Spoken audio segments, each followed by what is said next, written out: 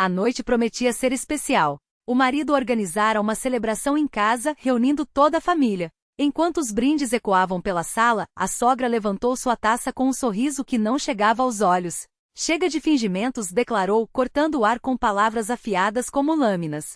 Meu filho merece uma esposa à altura de seu nome, não essa, camponesa que o acompanha. Foi então que a porta se abriu, revelando uma jovem com um bebê nos braços. O marido empalideceu. Ana, porém, manteve a postura impecável. Que surpresa deliciosa, Maria respondeu com uma calma que gelou o ambiente. Mas agora é minha vez de surpreender. Antes que os murmúrios se espalhassem, ela fez uma pausa teatral. Antes de prosseguirmos, me digam, de qual país vocês são e quantos anos têm? Aproveitem o espetáculo.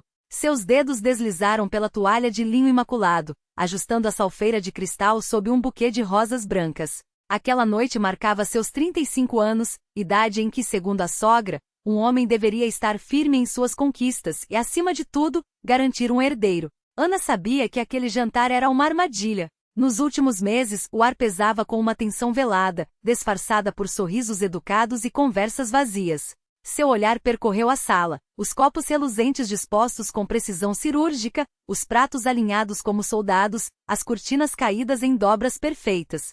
Cada detalhe refletia seu empenho por ordem, por uma harmonia que sua própria vida jamais conhecera. Criada na simplicidade áspera, ela construíra tudo com as próprias mãos, a carreira, o apartamento no bairro nobre, um casamento que à primeira vista parecia um porto seguro, até descobrir que portos também têm tempestades. A campainha soou como um aviso. Era ela, Maria, impecável em seu taier de grife, joias que custavam mais que o salário de muitos, e aquele porte de rainha visitando súditos. O marido, um homem grom, beijou a mãe na face com o constrangimento de um menino pego em falta. Ana, querida, como você está? Interessante hoje, arrulhou Maria, e o veneno em sua voz era mais denso que o perfume francês que usava. Espero que tenha preparado algo substancioso para meu filho. Ele precisa de forças. Ana ignorou a farpa. Fiz o possível para agradar a todos, respondeu, indicando a mesa posta com esmero. Pouco a pouco os demais chegavam, irmãos, cunhados, amigos antigos da família. A atmosfera era um teatro, sorrisos forçados, olhares furtivos, um script onde todos sabiam seu papel, menos ela. Ana observava tudo de seu lugar, uma estranha em seu próprio lar. Falavam de carros importados, resorts exclusivos, investimentos milionários, e ela se sentia cada vez mais distante, como se assistisse à peça de uma plateia distante. Nunca almejara a riqueza, seus valores eram outros, lealdade, honestidade, cumplicidade. Justamente o que mais lhe faltava. Durante o jantar, os comentários velados não cessaram. Uma tia inocentemente lembrou suas origens humildes. Um primo preocupado perguntou quando finalmente dariam um neto a Maria. Igor, está na hora de pensar em um herdeiro, soltou a sogra, autossuficiente para calar a sala. Ana sentiu o rosto queimar, mas manteve a máscara. Sabia que era uma provocação. Respirou fundo e fingiu não entender. Depois de horas de tensão disfarçada de cortesia, quando os doces já estavam servidos, Maria se levantou, taça de champanhe na mão. Queridos, começou com a solenidade de uma juíza prestes a proferir uma sentença, brindo ao meu amado Igor por sua saúde, seu sucesso, e por seu futuro. Seus olhos cravaram-se em Ana como punhais. Um homem como ele merece uma esposa de verdade. Uma que lhe dê um filho, que perpetue nosso sangue. O coração de Ana se contraiu, mas ela já esperava por aquilo. Estava preparada, ou assim pensava, até a porta se abrir.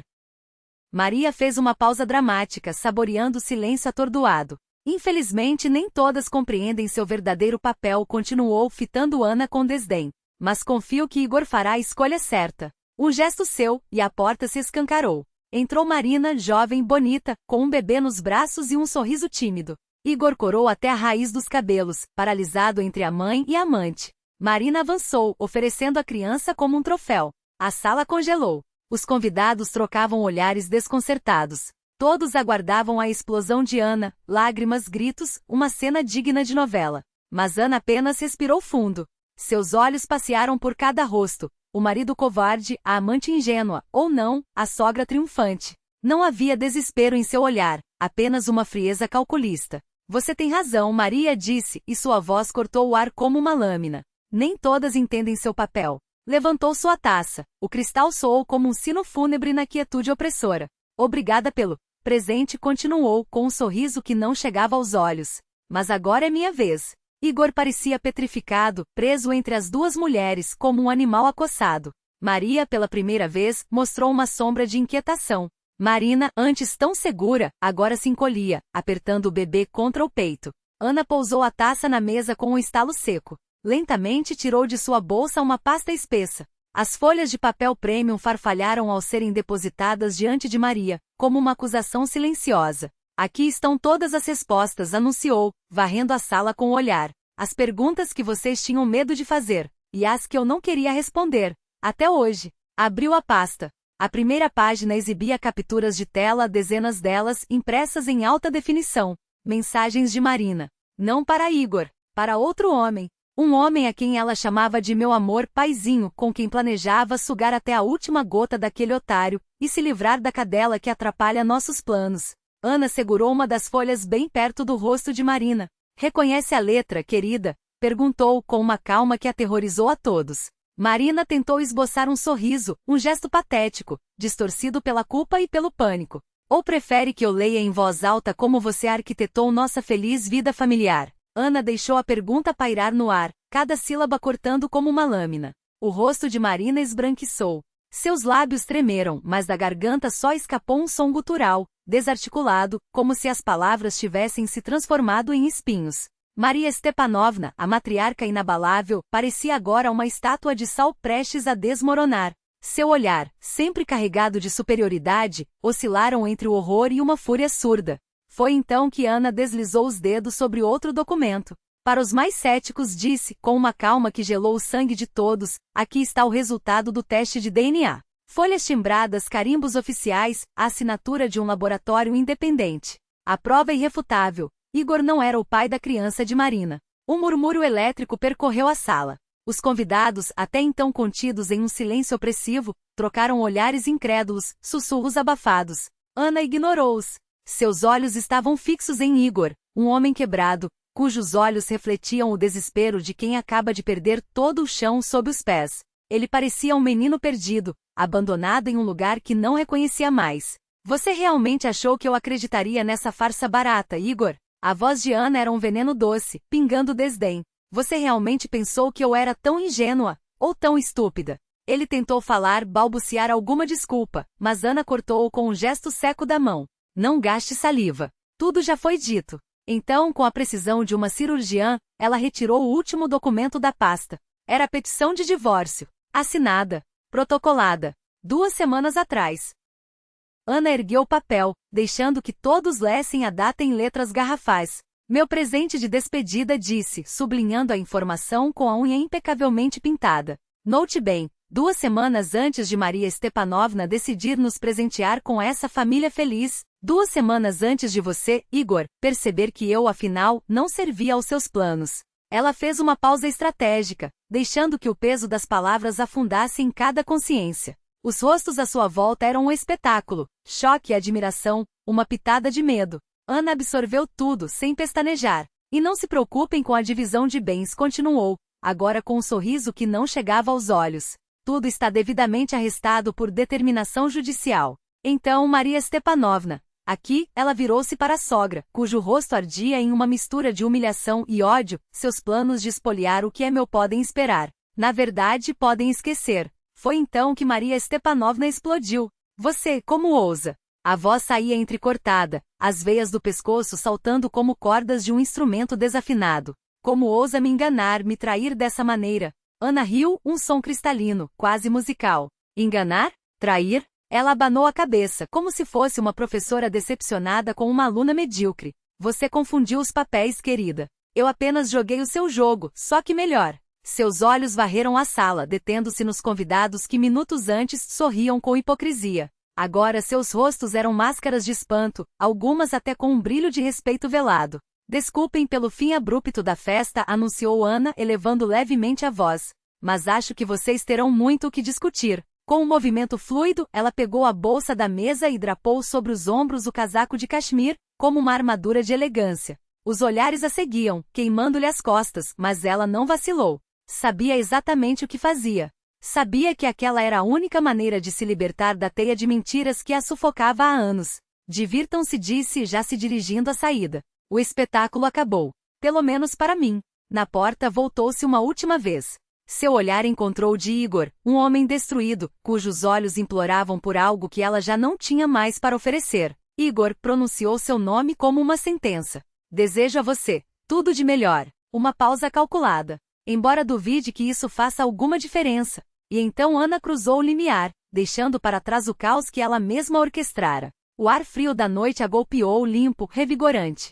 Ela inspirou fundo, sentindo os pulmões se encherem de uma liberdade que há muito não experimentava. Não era mais refém de ambições alheias. Não era mais a mulher que se curvava, que perdoava, que se aniquilava em nome de um amor que nunca foi recíproco. No táxi, recostou-se no banco e fechou os olhos. Fragmentos do passado passaram como slides em sua mente, risos compartilhados, promessas murmuradas à luz de velas, sonhos tecidos a 4 mãos. Tudo apagado agora pela tinta negra da traição. Mas não doía. Não mais. Porque Ana havia feito sua parte. Lutara por aquele amor até entender que não havia mais nada pelo que lutar. Agora, uma nova vida a esperava. Uma vida de possibilidades, de escolhas suas. Uma vida onde ela, finalmente, seria a autora de sua própria história. Tirou o celular da bolsa e descou o número de Svetlana.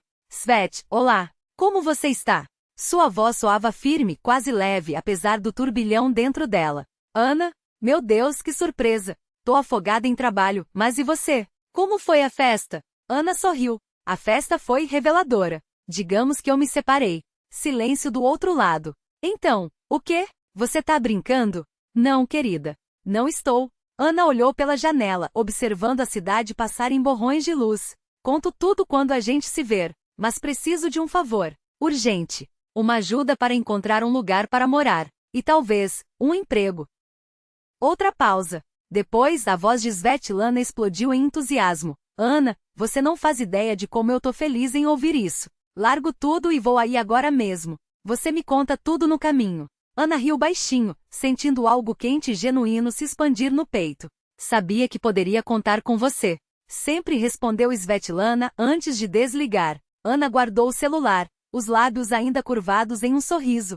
Pela primeira vez em anos, o futuro não lhe parecia um abismo. Era uma página em branco. E ela finalmente segurava a caneta. Ana respirou fundo, sentindo o peso da certeza se acomodar em seus ossos. Não estava sozinha. Tinha Svetlana, que já devia estar a caminho, e outros amigos que mesmo sem saber ainda estariam lá quando precisasse. Essa rede invisível de lealdade era seu escudo. E pela primeira vez em muito tempo, ela não precisava se esconder atrás dele, podia usá-lo para se erguer. O táxi parou diante do aeroporto, e Ana desceu com passos mais leves do que imaginava possível. O terminal de voos domésticos a recebeu com seu burburinho familiar, mas desta vez ela não era mais uma passageira anônima, arrastando malas cheias de desculpas. Era uma mulher com um bilhete de ida, só de ida, para São Petersburgo. A cidade dos canais, das noites brancas, dos sonhos que ela enterrou há tanto tempo. Lá, entre as águas da neva e o murmúrio dos séculos, ela reencontraria algo que havia perdido, a si mesma. O avião decolou, e Ana pressionou a testa contra a janela fria. Lá embaixo, as nuvens se desfiavam como fios de um tecido gasto, levando consigo os últimos vestígios da mulher que fora. Não havia mais espaço para Ana, que se encolhia, que calculava cada palavra para não provocá-lo, que engolia lágrimas no escuro do quarto. Aquela versão sua ficará no chão do apartamento, entre os cacos do vaso que quebrara ao sair pela última vez. Agora, a 1000 metros de altura, ela era só Ana. Um nome sem sobrenome, sem grilhões. Uma mulher com as mãos vazias e justamente por isso livres para segurar o que quisesse. Tirou o anel de casamento da bolsa com dedos que não tremiam. O ouro brilhava frio e impassível, como sempre fora o casamento que simbolizava. Girou-o entre os dedos, observando como a luz da cabine se refratava em sua superfície, distorcendo a realidade como um espelho de parque de diversões. Quantas vezes aquele círculo a havia sufocado? Quantas promessas ele carregava, e quantas mentiras? Ana fechou a mão com força, sentindo as bordas do metal cravarem-se na palma. Não como dor, mas como marca. Uma cicatriz que finalmente poderia sarar. Quando o avião pousou, São Petersburgo a recebeu com seu sopro úmido e céus de chumbo. Ana desceu a escada rolante do aeroporto, as botas ecoando no piso de mármore, e sorriu. Não era um sorriso de alívio nem de vitória. Era o sorriso de quem reconhece um lar que nunca havia pisado. O vento cortante a envolveu, mas ela não estremeceu. Pelo contrário, abriu os braços como se pudesse abraçar a cidade inteira. Não havia sol, nem promessas de dias ensolarados. Havia apenas ela, as ruas que a esperavam e a certeza de que, pela primeira vez, o amanhã não seria escrito por mãos alheias. E Ana estava pronta para pegar a caneta.